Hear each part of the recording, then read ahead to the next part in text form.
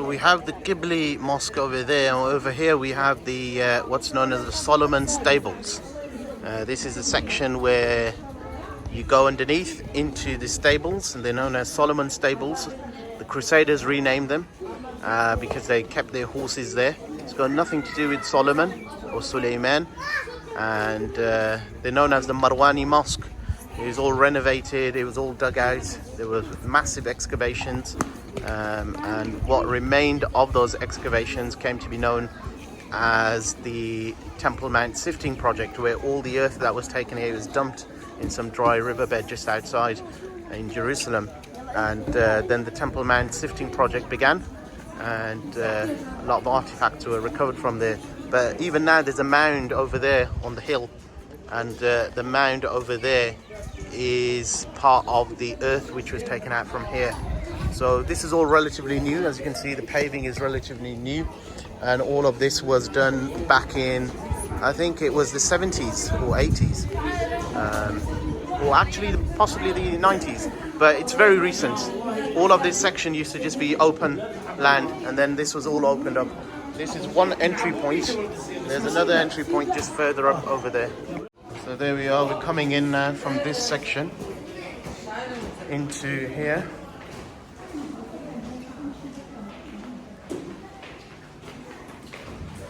And this is the Solomon Stables, another vaulted subterranean section. It's been turned into a huge prayer area. So we just come in from there, and it's a very enigmatic place. Look at this, there's a little cave in here. It's a little cave. You can even pray in here. So we're gonna go down, ascend these steps, all carpeted up now, but before, all of this area was full of landfill. It was full of soil, and all the soil was removed. The floor was then tiled up, and you can see the size of the rocks. There's still work going on. Of course, they've blocked off these areas. Each side blames each other.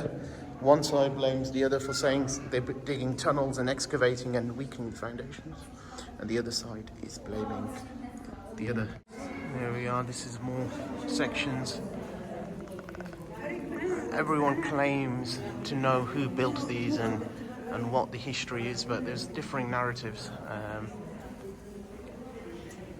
They do say when Herod built or extended the platform for whatever it was, whether it was Fort Antonia or the Temple Mount, he built arches underneath this section to support the upper walls, the upper grounds. So these arches that were built here were to support the platform above, rather than fill the whole area with loads of soil, and which would have been a big task. He built these arches. He had these arches built which allowed the structure above to be supported. But as you can see, it's a very, very vast open space, and in here you'll have areas where you'll find Crusaders would tether their horses, and those rings or the places where they would tie them are still present. And along this way, on the outside, on the eastern wall, you could see the Cradle of Mary, and also you have the area which is known as the Sanctuary of Mary, the Cradle of Mary, or whatever you want to call it, where Mary apparently, according to the Quran, Makanan Sharqiyya, a eastern area where she would stay while she was awaiting the birth of Jesus, Isa alayhi salam. Look at the Herodian boss on these stones. Herodian stones, typical of Herodian style architecture, the boss. And even this has something interesting about it, because these stones tend to differ. Solomonic stones have a different boss, a slightly cruder boss. Then the Hasmonean stones have a different boss. And then the Herodian stones have a more cleaner sort of boss. And the boss basically means this edging around the stone. And these are all Herodian stones. So this was definitely built during the time of Herod. And you see the stones are very, very similar to the stones you see in the Western Wall and other places. So this was turned into a mosque in the 90s, and I think there was a plan by the Israeli authorities to open up one of these closed gates and form a synagogue. And many of these gates, this whole area was, like I mentioned, all closed, and it was a strategic move. The gates were closed up, they were sealed, it was all filled up with earth, and to prevent, and the stairs leading up to this area from the outside was all sealed up to prevent the Crusaders or anyone coming back and taking charge of this area. And it was seen as a bit of an Achilles heel, so therefore strategically it was all blocked up, just as the Sultan Suleiman blocked up the eastern gate to prevent people entering as a strategic and military move. There's a gate there which does open up, I think, for Friday prayers. And over there is the place of Mary. As the Quran mentions, كُلَّمَا دَخَلَ عَلَيْهَا Zacharia al-Mihrab وَجَدَ عِنْدَهَا رِزْقًا. Whenever Zacharia would enter, he would find Mary would have provisions with her. But look at these stones here. Look at the size of these stones. Here's one of the gates. This is a gate. You could see there's a shape, possibly. And these stones are very old. Wow. That's another gate there.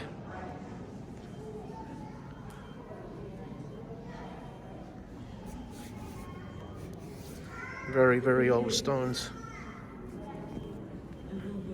They're not even, they seem to have been decayed and disintegrated somewhat, but you could still see a sort of box shape to them. Ancient. And as we know, just over on the other side is the city of David, or Silwan as they call it nowadays, which was the original settlement of Jerusalem. It was a small village 10,000 years ago, and then it became a town, it became a bigger city, and then it expanded to the other hills like this, Mount Moriah. But those stones are very old and really impressive.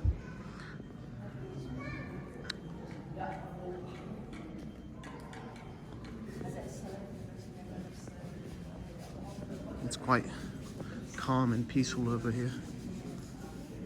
There we are, we have more stones. Look at the size of these stones.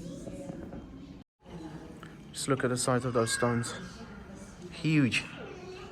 More stones over here.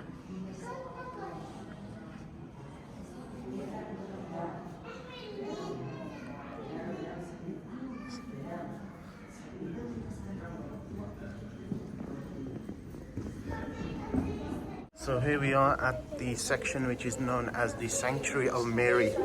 The Quran speaks about this, that there was an eastern part. This is on the eastern wall, and in here it's locked, unfortunately, but it's a chapel. It's a small chapel, and there's a mihrab. There's a prayer niche inside there. It's a bit dark, so we can't really see, but that's a chapel, and there's a prayer niche inside. And they say Zacharia is buried nearby in the Mount of Olives, or just at the foothill of the Mount of Olives, in the Kidron Valley. That's where Zacharia is buried. There's a very, very strong likelihood he is buried there, and that is in the Kidron Valley. So more massive stones on the way out, and look at the shape of the stones. This could be a structure. There must have been some sort of structure here. As you can see, this structure, I don't know what it is, but it's interesting. This could well have been another sort of building or arch or entry or something. Look how the stones are, and look at the angles over there. Smaller stones, larger stones. Of course, these are the old ones. These are newer stones which are filling in. You can see how they filled in gaps.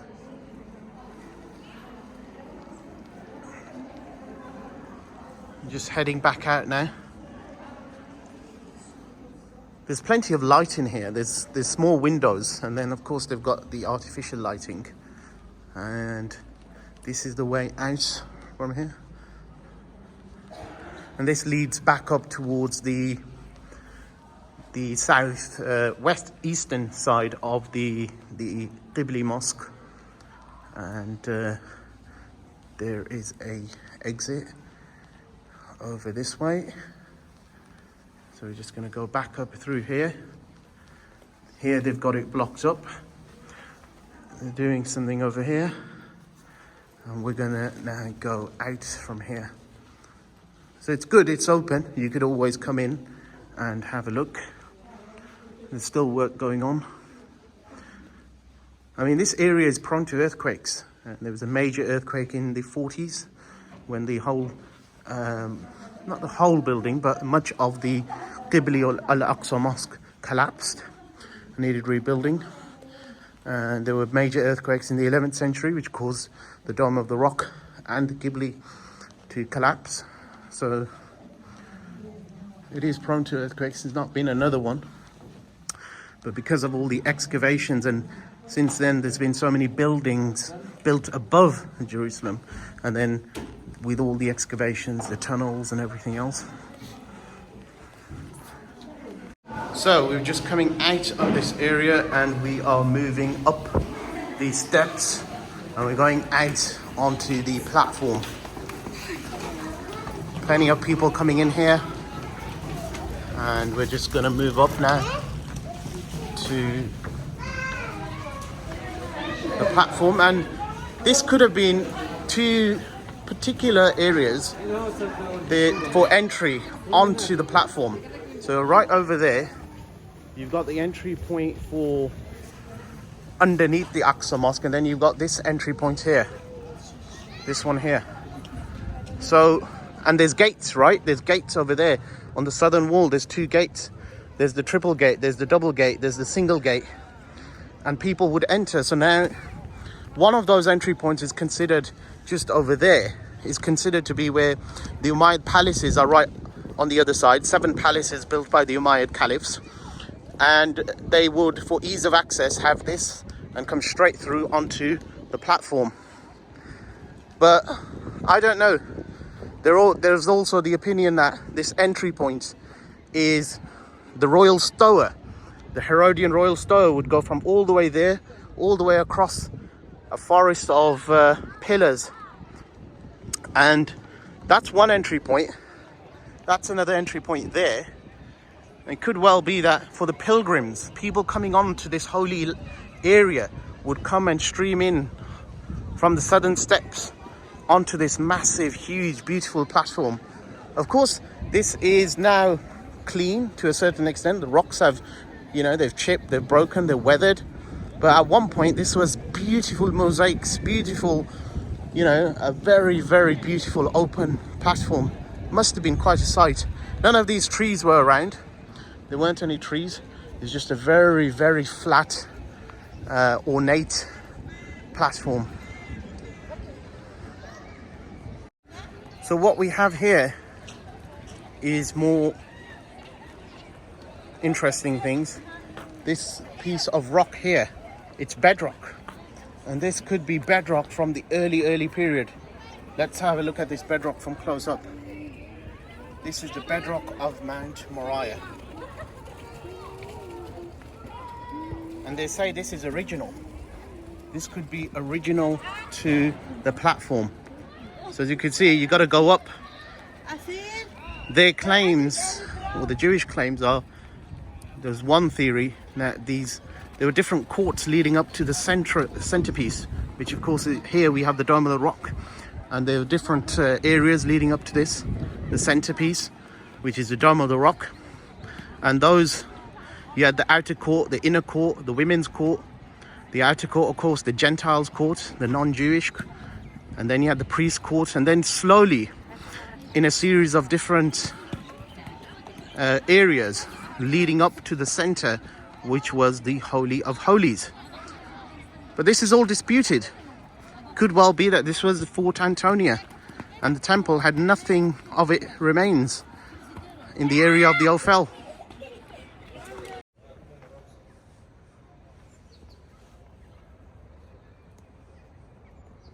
This is the summer pulpit. It was used during the summer, and you can see some of the pillars on top. It's Corinthian, it's Romanesque again. And over here you have the Dome of Yusuf. So that's the Dome of Yusuf there. And the Dome of Nahawiyah over there. And you have the minaret. There's 4 minarets. That's the minaret of Bab al-Silsila, the chain gate minaret. And that's the Dome of Yusuf there. Over there. And that is the summer pulpit.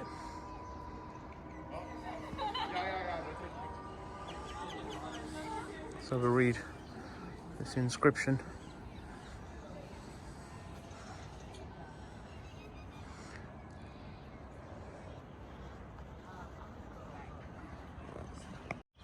That's another nice drinking fountain. Olive trees are abundant here. The olive trees here, some of them are really old, but the really old trees are over that side in the Garden of Gethsemane. And they say apparently some of them are about 2,000 years old. And the very same trees that were found during the time of Jesus. We're going to go over there later on. I'm going to do hopefully a full walk up to the Mount of Olives, which is going to be interesting.